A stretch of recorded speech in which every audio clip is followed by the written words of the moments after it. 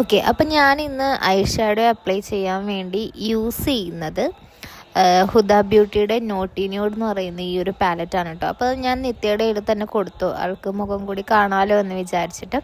അപ്പോൾ ആദ്യം ഞാൻ ഏറ്റവും ന്യൂഡ് കളറായിട്ടുള്ള ഒരു കളർ എടുത്തിട്ട് ഐസ് ഫുള്ളായിട്ട് അപ്ലൈ ചെയ്യുന്നതാണ് ചെയ്യുക. ആക്ച്വലി ഞാൻ കണ്ണിൻ്റെ മുകളിൽ പിങ്കിൻ്റെ ഷെയ്ഡാണ് ഇടാൻ വേണ്ടി ഉദ്ദേശിക്കുന്നത്. പക്ഷേ നമ്മൾ ആദ്യം തന്നെ ഇപ്പം നമ്മൾക്കൊരു പിങ്ക് ഷെയ്ഡാണ് വേണ്ടതെന്നുണ്ടെങ്കിൽ പിങ്ക് തന്നെ എടുത്ത് ഐലിഡിൽ ഫുള്ളായിട്ട് ബ്ലെൻഡ് ചെയ്ത് അങ്ങനെ ചെയ്തിട്ടുണ്ടെങ്കിൽ നമ്മുടെ ഐ മേക്കപ്പിന് ഒരു ഭംഗി ഉണ്ടാവില്ല. നമ്മളെപ്പോഴും കണ്ണിൻ്റെ ഐലിഡിൽ എപ്പോഴും ഒരു കളേഴ്സിൻ്റെ ഒരു വേരിയേഷൻ ക്രിയേറ്റ് ചെയ്യാൻ ശ്രമിക്കണം. ഐലിഡ് ഫുള്ളായിട്ട് ഒരേ കളർ കൊടുത്തു കഴിഞ്ഞാൽ ഭയങ്കര ബോറാണ്. ചില ആൾക്കാർ inner corner to outer corner same shade തന്നെ അടിച്ചു വെക്കുന്നത് കാണാം. അപ്പം നമുക്കത് ഭയങ്കര ബോറായിട്ട് തോന്നും.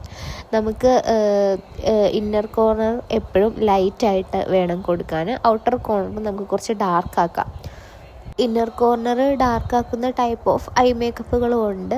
എങ്കിലും പൊതുവേ നമ്മൾ ഐ ഷാഡോ ഭംഗിയാവാനായിട്ട് ഏറ്റവും ശ്രദ്ധിക്കേണ്ടത് ഒരേ കളറ് ഐലിഡ് കംപ്ലീറ്റ് ആയിട്ട് യൂസ് ചെയ്യരുത് എന്നാണ്.